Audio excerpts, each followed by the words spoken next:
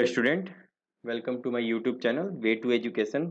और आज के लेक्चर में जो हम पढ़ने जा रहे हैं that is basically AC through series RC circuit. ठीक है, प्रीवियस लेक्चर में हमने क्या किया, हमने रेसिस्टेंस, कैपेसिटेंस और इंडक्टर, ये तीनों का रिस्पांस हमने पढ़ा। बट सर्किट में हमने अलग अलग रिस्पांस पढ़ा। ठीक है, यानी एसी वोल्टेज को हमने पहले रेसिस्टेंस के अक्रॉस अप्लाई किया, ऐसे सर्किट में अप्लाई किया जहां पे केवल रेसिस्टेंस था, उसको हमने एनालाइज किया, उसका फेजर डायग्राम बनाया। उसके बाद उस सर्किट को हमने कैपेसिटर के अक्रॉस अप्लाई किया, जहां पर केवल कैपेसिटेंस था, एक आइडियल कैपेसिटेंस को हमने एज्यूम किया और वहां पे हमने फेजर डायग्राम बनाया, पावर और ये सारी चीजें वहां पे कैलकुलेट की।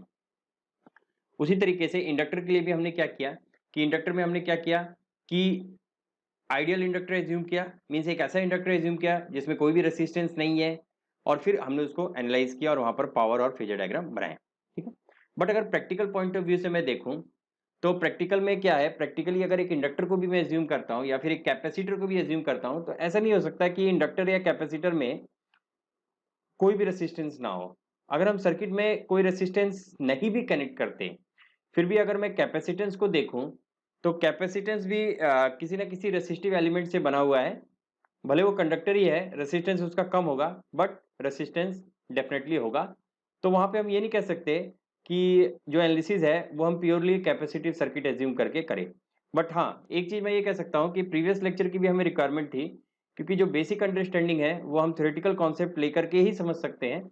और जब थ्योरेटिकल कॉन्सेप्ट लेकर के हम उस चीज को समझ पा रहे हैं, उसके बाद ही हम सीरीज आरसी सर्किट या फिर आरएल सर्किट और आरएलसी सर्किट की एनालिसिस कर सकते हैं। ठीक है, तो प्रीवियस लेक्चर आपका बहुत ही इंपॉर्टेंट है बेसिक फंडामेंटल डेवलप करने के लिए, और आज उसी फंडामेंटल्स की नॉलेज को हम यहाँ पर अप्लाई करेंगे। और जो इस लेक्चर में मैं डिस्कस करूंगा, तीनों सर्किट डिस्कस करूंगा आपसे। सीरीज आरसी सर्किट डिस्कस करूंगा, ठीक है, और आरएल सर्किट हम डिस्कस करेंगे, सीरीज आरएल सर्किट और सीरीज आरएलसी सर्किट। अब ऐसा नहीं है कि पैरेलल पैरेलल में कोई भी आरसी सर्किट नहीं होता है, पैरेलल में भी होता है, बट पहले हम सीरीज आरसी सर्किट डिस्कस करेंगे और ये ज्यादा इंपॉर्टेंट है। और पैरेलल के कुछ मैं न्यूमेरिकल्स ले लूंगा, जिस न्यूमेरिकल के थ्रू मैं इसी के फंडामेंटल्स या इसी के कॉन्सेप्ट को यूज करके वो भी आपको समझा दूंगा।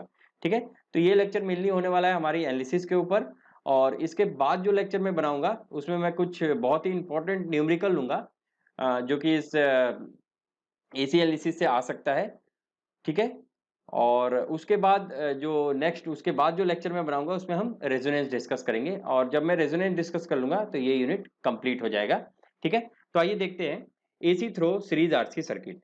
तो इसके एनालिसिस के लिए मैंने क्या किया, मैंने एक practical series RC circuit assume करता हूँ। ठीक है, तो मैंने एज्यूम किया कि this is RC circuit practically, और इसको मैं एक एसी वोल्टेज से कनेक्ट कर देता हूँ।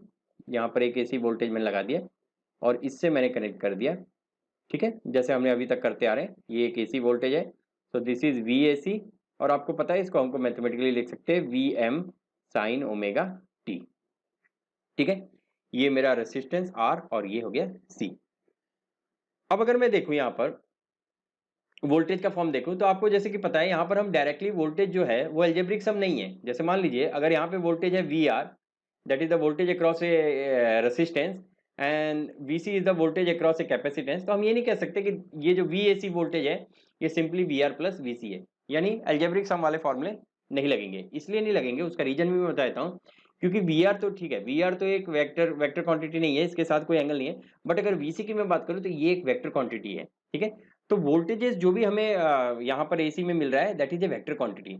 और आपको पता है अगर कोई वेक्टर क्वांटिटी है तो हम उसे वेक्टर सम के थ्रू ही ऐड कर सकते हैं, ऐसे ऐड नहीं कर सकते कि डायरेक्टली हमने अलजेब्रिक सम उसको ऐड कर दिया। ठीक है, तो अभी मुझे बेसिकली मैग्नीट्यूड से मतलब है, तो मैं ये कह सकता हूँ कि अगर v a c is equal to v m sine omega t, if I assuming that the r M s value is given by we R M S, और आपको पता है for a c v R M s is equal to v m by root two, यहां से मैं we R M S निकाल सकता हूं। तो वी आर एम एस के लिए मैं क्या फॉर्मूला बता सकता हूं कि this V R M S, अगर मैं इसको वी एज्यूम कर रहा हूं, तो this V R M S और V is equal to under root of V R square plus V C square. ये मैं आपको केवल मैग्नीट्यूड की बात कर रहा हूं, अभी एंगल की मैं बात नहीं कर रहा हूं, एंगल भी मैं कॉन्सेप्ट समझा दूंगा। तो ठीक है, तो वी का जो मैग्नीट्यूड होगा, यानी जो टोटल वोल्टेज का वी आर एम एस का जो मैग्नीट्यूड होगा वो वी आर स्क्वायर और वी सी स्क्वायर के इक्वल होगा। इसको अगर मैं थोड़ा सा और सिंप्लीफाई या एलोबरेट करके लिखूं तो ऐसे लिख सकता हूं, v r is equal to i r. देखिए यहाँ पे जो जो भी करंट फ्लो कर रहा है, मान लेता हूं मैं यहाँ पे आई करंट फ्लो कर रहा है, तो इसको मैं लिख सकता हूँ this i current flows in r and c both, series में है इसलिए होगा, तो इसको मैं लिख सकता हूँ आई आर स्क्वायर प्लस आई, अब कई लोगों को डाउट होगा आई सी स्क्वायर, आई सी स्क्वायर हम नहीं लिख सकते, इसलिए नहीं लिख सकते क्योंकि अगर कैपेसिटेंस की मैं यूनिट देखूं तो ये क्या यूनिट है, फेरेड में है, जबकि रेसिस्टेंस की यूनिट क्या है, ओम में है, तो कैपेसिटेंस को भी हमें ओम में कन्वर्ट करना पड़ेगा। और आपको पता है जब कैपेसिटेंस को हम ओम में कन्वर्ट करते हैं तो उसे हम कहते हैं reactive capacitance, reactive capacitance, and that is equal to 1/ओमेगा सी। अब इसका जो यूनिट होता है that is in ohm, its unit is in ohm, ठीक है। तो यहाँ पे हम लिखेंगे I X C whole square, correct. तो यहां पे मैं कह सकता हूं कि this magnitude of V, I को मैं बाहर निकाल सकता हूं, this is equal to the magnitude of I multiplied by under root of R square plus X C square, ठीक है। अब क्वेश्चन ये आता है कि ये चीज क्या है, R square plus X square, इसको जैसे हम डीसी सर्किट के लिए रेसिस्टेंस डिफाइन करते थे उसी तरह से this thing, this under root of R square plus X square is defined as the impedance of the circuit, so this is impedance, और इसको हम कैसे रिप्रेजेंट करते हैं, जेड से, तो Z is the impedance of the circuit, and this mod value, यहां पर भी डेफिनेटली ये मॉड वैल्यू होगा, एंगल के विषय में हम बात करें तो mod value is equal to under root of R square plus X C square. So अगर मैं कैपेसिटेंस के केस में बात करूं तो Z is equal to R square. अभी हमें मैग्नीट्यूड से कुछ नहीं लिया, हाँ अगर मैग्नीट्यूड हमें कंसीडर करना है तो हम कैसे कर सकते हैं, आइए वो भी देख लेते हैं। जैसे कि मैंने प्रीवियस लेक्चर में आपको फेजर्स का बताया था, तो फेजर से ही हम रिलेट कर सकते हैं। तो अगर मैं फेजर्स देखूं, अगर मैं ड्रॉ करता हूं, ठीक है, तो ये अगर मैं मान लेता हूं this is the phasor voltage of V R, ठीक है, ये वी आर वोल्टेज है, और अगर मैं इस वोल्टेज को एज्यूम करता हूं वी सी, ठीक है, वी आर एंड वी सी, देखिए अब यहां पर आपको ये डाउट होगा वी आर और वी सी क्या है, उसका भी मैं बता देता हूं। अगर मैं देखूं कैपेसिटेंस का, जो कैपेसिटेंस का वोल्टेज है, इस वोल्टेज के रिस्पेक्ट में करंट क्या कर रही है, लीड कर रही है, लेकिन कैपेसिटेंस क्या कर रहा है, वोल्टेज क्या कर रहा है, वोल्टेज अक्रॉस कैपेसिटर क्या कर रहा है, लैग कर रहा है, तो लैग कर रहा है इसलिए मैंने इसको लैगिंग बनाया, ठीक है। अब आपको पता है कि यहां पर जो जो रिजल्टेंट है, जो वोल्टेज का रिजल्टेंट है, that voltage is basically the vector sum of these two. अगर केवल कैपेसिटेंस होता तो ये वोल्टेज आता वीसी, केवल अगर रेसिस्टेंस होता तो ये वोल्टेज आता वी आर, तो टोटल वोल्टेज जो होगा इन दोनों का क्या होगा, रिजल्टेंट होगा। तो आपको पता है वेक्टर रिजल्टेंट कैसे कैलकुलेट करते हैं, वो मैंने यहाँ पर लिख दिया, ठीक है। So by using this any law you can apply, तो यहाँ पे ये वेक्टर होगा, और ये जो एंगल बन रहा है, ये जो एंगल है, इसको मैं ज्यूम कर लेता हूँ कि ये थीटा एंगल है, करेक्ट। तो अगर ये थीटा एंगल है तो मैं यहाँ से क्या कह सकता हूँ, ये अगर वी आर है तो ये भी वी सी होगा, दिस इज वी आर, ये मैग्नीट्यूड कितना है वी आर, ये वी सी है, करेक्ट। तो आप देख सकते हैं यहाँ पे ये 90 डिग्री एंगल बन रहा है ये, तो मैं लिख सकता हूँ tan theta is equal to P by B, ठीक है। तो यहाँ पे देखिए P V C and B is V R, तो इसको मैं लिख सकता हूँ V C by we R, या फिर इसको मैं ऐसे भी लिख सकता हूँ I X C upon I R, तो आई से आई कैंसिल हो जाएगा, तो this is coming out to be X C upon are. या फिर मैं यहाँ से कह सकता हूँ कि जो एंगल होगा, यानी इन दोनों वोल्टेज का जो रेफरेंस का जो एंगल होगा इस वोल्टेज के साथ, जो रिजल्टेंट एंगल होगा वो मैं कह सकता हूँ tan inverse of X C by R, ठीक है। तो इस तरह से ये आपका मैग्नीट्यूड निकल गया इस वोल्टेज का यहाँ से, और यहाँ से क्या निकल गया, एंगल निकल गया, तो जो रिजल्टेंट वोल्टेज होगा that is V angle theta. तो आप देख सकते हैं इसको हमें वेक्टर सम में ही रिप्रेजेंट करना होगा, ठीक है। तो आइए नेक्स्ट पार्ट में रिज्यूम करते हैं series RL circuit, RL circuit. अब मैं क्या कर रहा हूं, कैपेसिटेंस की जगह पे मैं एक इंडक्टर एज्यूम कर रहा हूं, तो ये हो गया रेसिस्टेंस, और यहां पर मैंने क्या कर दिया, इंडक्टर एज्यूम कर लिया, ठीक है, और इसको मैंने अप्लाई कर दिया AC voltage, this is V AC, और यहाँ पे जो करंट एज्यूम कर रहा हूँ I R M S current that is given by I, ये हो गया आर और ये हो गया एल। सेम वैसे ही सॉल्व करेंगे। इसका भी अगर मैं v निकालूंगा तो क्या होगा, v is equal to under root of V R square plus V L square. ठीक है, इसको अगर मैं सिंप्लीफाई करता हूं तो इसको कैसे लिख सकता हूं, I R square plus I X L square. Correct, तो इसको मैं लिख सकता हूँ, आई को फिर मैं बाहर निकाल सकता हूँ। सो दिस मॉड वैल्यू, यहाँ पर भी आप मॉड लगा देंगे क्योंकि हम मैग्नीट्यूड की बात करें, आई multiplied by z. This is also mod, this is mod. So this v is given by I multiplied by z, where in case of a RL circuit z is equal to under root of r square plus xl square। ठीक है, same वैसे ही हमने किया। यहां से भी अगर मैं निकालूं, अगर मैं फाइंड आउट करता हूं, फेजर का डायग्राम में ड्रॉ करूं तो कैसा आएगा आपका फेजर डायग्राम, ये हो गया वी आर,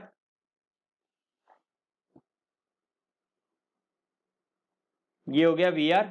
ठीक है, और यहाँ पे वी एल जो है इससे लीड करेगा, तो वी एल मैंने लिख दिया, और इसके बीच में इन दोनों का जो रिजल्टेंट होगा वो होगा हमारा वी।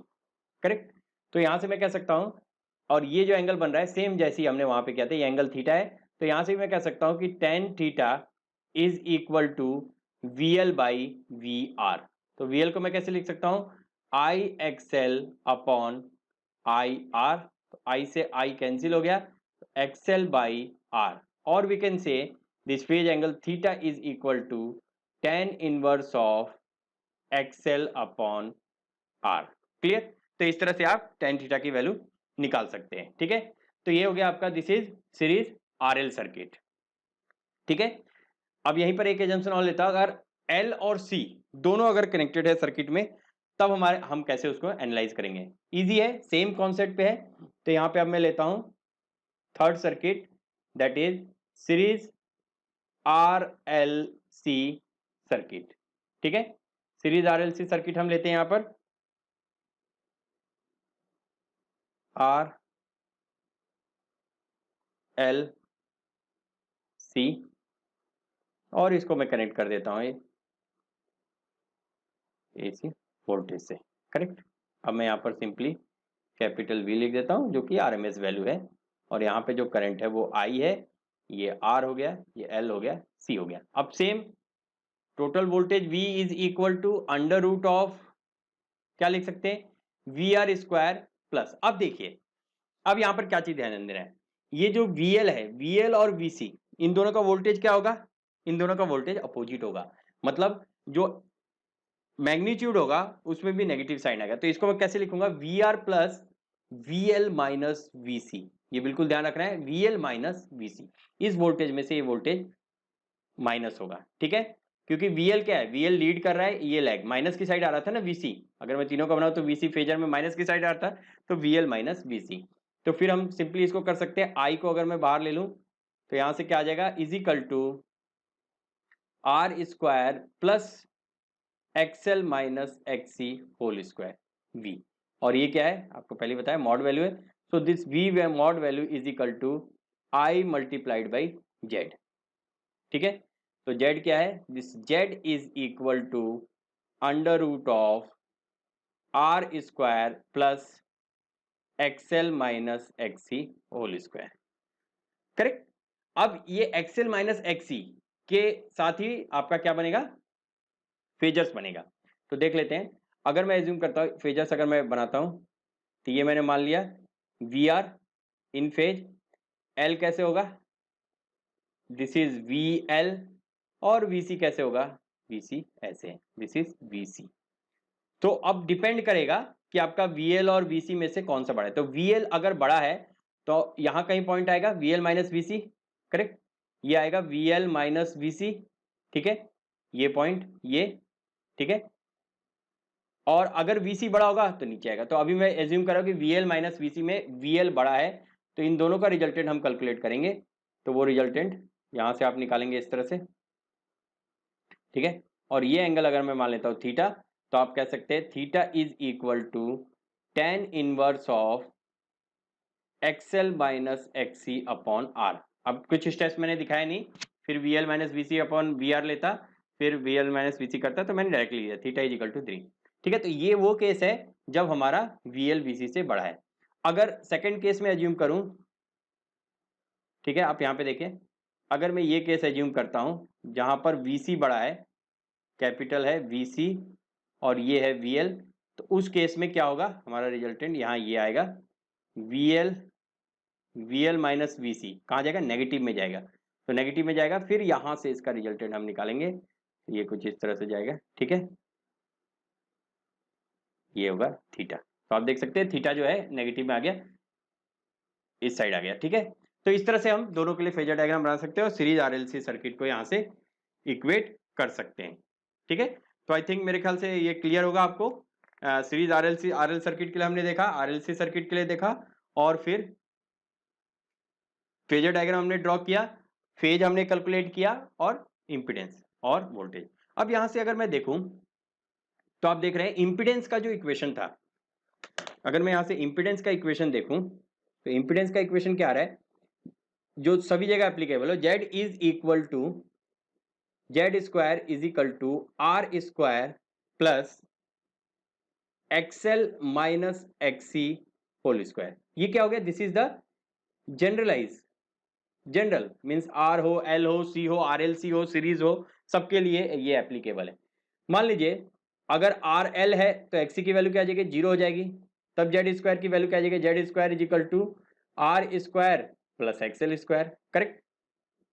अगर XL इज इक्वल टू 0 है, इसका मतलब अगर इंडक्टिव सर्किट है, इंडक्टिव सर्किट नहीं कैपेसिटिव सर्किट है, तो आ जाएगा Z square is equal to R square plus XC square, और जनरल फॉर्मूला तो ये हो ही गया, ठीक है। तो यहां से अगर मैं देखता हूं तो ये देखिए Z square is equal to R square plus XL minus XC square.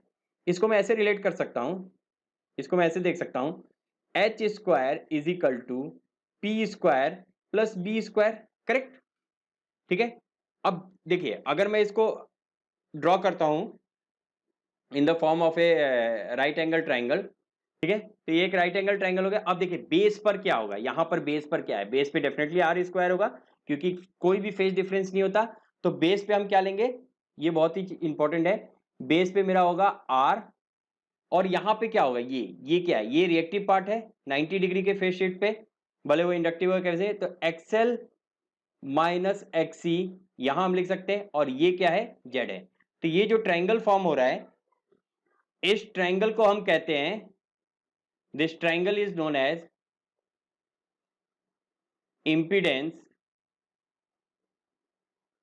Impedance triangle, ठीक है। इंपिडेंस ट्राइंगल क्यों, because this is a right angle triangle which shows the value of impedance. तो ये Z की वैल्यू इंपिडेंस है, XL minus XC reactance. तो यही formula जो है, ये फॉर्मूला अगर मैं यहाँ पे अप्लाई करूं तो ये निकल जाएगा। अब यहाँ से कुछ चीजें बहुत इंपॉर्टेंट निकालनी है। What is the value of cos phi, cos phi क्या होता है, अगर cos फाई में देखूं यहां से, ये देखिए फाई है, तो cos फाई क्या होता है, B बाई H, तो बेस क्या है हमारा, R upon Z, so from here cos phi is equal to R upon Z। और अगर मुझे sin फाई की वैल्यू निकालनी है, sin फाई क्या होता है, B by P by H, so P is XL minus XC upon Z, और यहां से मैं tan फाई की भी वैल्यू निकाल सकता हूं, tan phi is equal to XL minus XC upon R। तो ये तीनों ही चीज इंपॉर्टेंट है। ये जो टर्म है आपका cos फाई, इसी को हम कहते हैं पावर फैक्टर, ठीक है, power factor, this is known as the power factor. अभी हम आगे और डिस्कस करेंगे पावर फैक्टर के विषय में, ठीक है। और sin फाई ये वैल्यू आ जाएगी tan फाई। तो इस तरह से न्यूमेरिकल्स में हमें ये तीनों चीजों की जरूरत पड़ेगी। और पावर फैक्टर बहुत इंपॉर्टेंट है। Power factor means this is the angle between the voltage and the current. देखिए R upon Z means resistance shows the DC current. अगर डीसी करंट फ्लो कर रहा है तो रेसिस्टेंस होता है किसी भी सर्किट का, और जब एसी करंट फ्लो होता है तो इंपीडेंस होता है। तो आप यहां से ये देख सकते हैं कि वोल्टेज और करंट के बीच में क्या रिलेशन निकल रहा है, उसको हम पावर फैक्टर से रिलेट करते हैं। लेकिन उस चीज को रिलेट करने से पहले इंपीडेंस ट्रायंगल जैसे मैंने बताया, वैसे एक ट्रायंगल और होता है जिसको हम कहते हैं पावर ट्रायंगल। तो ये देखते हैं पावर ट्रायंगल। तो पावर ट्रायंगल के नाम से ही आपको स्पेसिफाई हो रहा होगा कि जैसे हमने इंपीडेंस ट्रायंगल बनाया, उसी तरह से ये भी एक ट्रायंगल है, बट डिफरेंस क्या है, ये ट्रायंगल जो है एक पावर ट्रायंगल है, मीन्स पावर को रिलेट कर रहा है। तो जैसे कि आपने यहाँ इम्पीडेंस ट्रायंगल बनाया है, एग्जैक्टली उसी तरीके से पावर ट्रायंगल भी है, बस यहाँ पर डिफरेंस क्या है कि यहाँ पर जो हम रिलेट करेंगे वो पावर के साथ रिलेट करेंगे।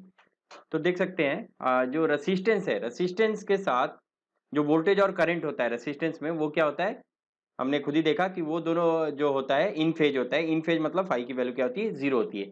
तो यहाँ पे जो पावर होगा, इस पावर को हम रिलेट करेंगे real power, this power is relate real power, और इसकी यूनिट क्या होगी, वॉट।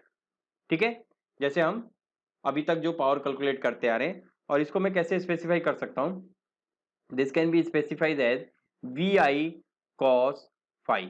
ठीक है, ये जो पावर है यहां पर आपने देखा है 90 डिग्री पे, ये यहां पर क्या था, अगर इंपीडेंस ट्रायंगल में देखें तो एक्सएल माइनस एक्ससी, इसका मतलब इस पावर को मैं रिलेट कर सकता हूं, this is known as reactive power.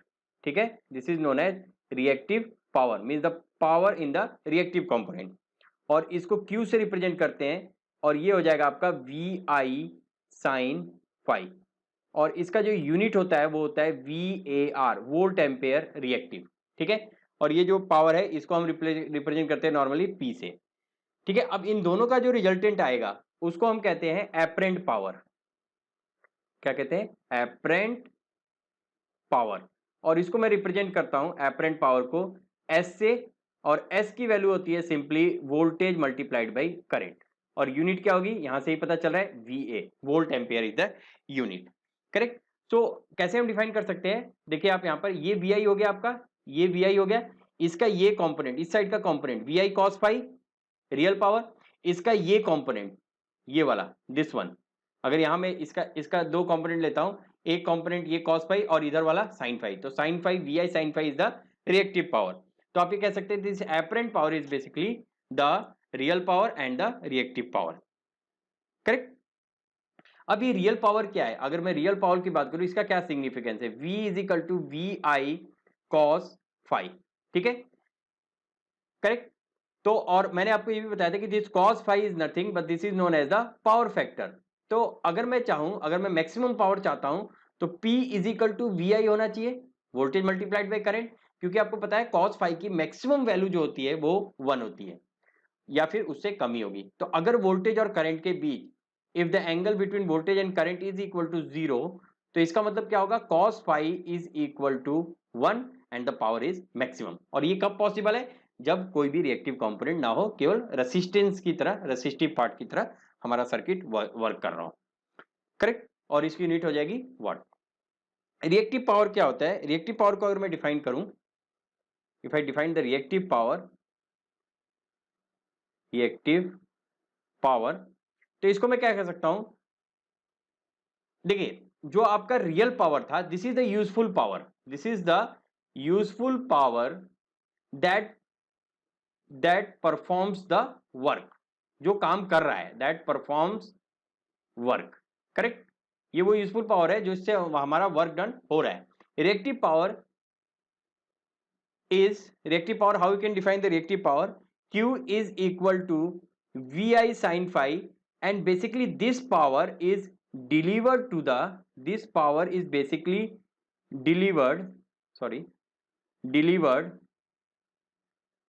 to reactive components, यानी हमें रिएक्टिव कंपोनेंट को ये पावर देना पड़ा है, and this power does not, this power, this power does not do some work, ये कोई वर्क नहीं कर रहा, does not contribute in the work, contribute in work done. Correct. तो बेसिकली क्या हो रहा है, ये पावर केवल रिएक्टिव कंपोनेंट में डिलीवर्ड हो रहा है। जैसे आप बहुत सारी मशीनरी हमने देखा होगा जो मैकेनिकल पार्ट्स है, तो उसमें क्या होता है कि कुछ पावर या कुछ एनर्जी हमारा रिएक्टिव कंपोनेंट को एनर्जाइज करने में चला जाता है, तो आप ऐसे कह सकते हैं कि वो पावर क्या हो गया, रिएक्टिव पावर हो गया। तो यूजफुल वर्क में नहीं कन्वर्ट हो रहा, बट ये एक तरह से हमें ये रिएक्टिव पावर देना पड़ेगा रिएक्टिव कंपोनेंट में, तभी वो चीज काम करे। Apparent power, apparent power means virtually imagined power, मतलब हम ये एज्यूम कर रहे हैं कि ये पावर, हमें ये वहम है कि ये पावर आना चाहिए VI, लेकिन क्या VI पावर ऑब्टेन्ड होता है, नहीं। Due to this reactive component, what real power we are getting, that is only VI cos phi. ठीक है, तो इसका मतलब आप ये देखिए, एक भ्रम है कि एपरेंट पावर इतना आना चाहिए, लेकिन एक्चुअली में हमें कितना रियल पावर मिल रहा है, VI cos phi. V I sine phi का जो कंपोनेंट है वो हमारे रिएक्टिव पावर में डिलीवर्ड हो जा रहा है, या फिर ये कहिए कि मतलब डिलीवर्ड होकर के यूजफुल वर्क में कन्वर्ट नहीं हो रहा है। तो आई थिंक यहां से क्लियर होगा। और अगर Q को मैं और स्पेसिफाई करूं तो Q को मैं कैसे लिख सकता हूं, Q is equal to I square XL minus XC, correct, in a broad term. अभी हमने इम्पीडेंस ट्रायंगल देखा था तो वहां पे मैं ये चीज एज्यूम कर सकता हूं। और इसके लिए अगर मैं एज्यूम करूं, देखिए वी आई साइन फाई, अब आपको लग रहा है साइन फाई, फाई की वैल्यू जब 90 होगी, जब फाई की वैल्यू 90 होगी तो क्यू की वैल्यू क्या होगी, वी आई होगी, मैक्सिमम होगी। और आपको पता है in case of a inductor and in case of a capacitor this phi is basically 90, so for that case the maximum power is the reactive power V I. ठीक है, तो this is all about the power triangle, बहुत ही important है आपके examination point of view से पूछते हैं। ठीक है, और एपरेंट पावर को आप सिंपली क्या डिफाइन कर सकते हैं, this is the vector sum of apparent power is defined as this S power, या apparent power is defined as vector sum of, is defined as vector sum of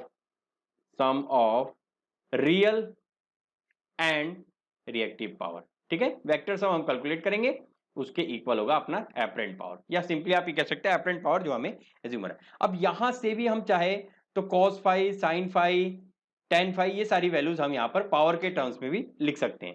तो यहां से अगर मैं लिखूं तो what is cos phi is equal to, this is given by P by S, means real power is the ratio of real power and apparent power, this is cos phi। और यहां से अगर sin phi को मैं define करूं, sin phi is equal to Q by S, correct, and similarly tan phi is equal to Q by P, and this cos phi is nothing but this is the power factor. और आपको मैंने बता दिया power factor, maximum power अगर आपको चाहिए तो हमेशा पावर फैक्टर की वैल्यू क्या होनी चाहिए, 1 होनी चाहिए, तो हमें मैक्सिमम पावर मिलेगा। और पावर फैक्टर को 1 करने के लिए बहुत सारे करेक्शंस यूनिट्स भी हम यूज करते हैं ताकि हमारा पावर फैक्टर 1 हो। दूसरा, हम पावर फैक्टर को यहां से डिफाइन कैसे कर सकते हैं, this power factor is equal to P by S। ठीक है, तो P by S means this power is in what means this is VI cos phi and apparent power is VI, so if we cancel out this तो यहीं से आ रहा है power factor is equal to cos phi। so this is the significance of power factor, so we are always assuming that power factor is to be 1 max। लेकिन हमारे जो electrical appliances है, ज्यादातर होम में जो आता है उसमें पावर फैक्टर 0.95, 0.96, मैक्सिमम जितना हो जाए उतना है। इंडस्ट्री में पावर फैक्टर करेक्शंस की बहुत ज्यादा रिक्वायरमेंट होती है, क्योंकि अगर पावर फैक्टर करेक्ट ना हो तो वहां पे बहुत ही ज्यादा लॉसेज होते हैं। So this is all about the class. I think these all topics are very much clear to all of you, and thank you for the class.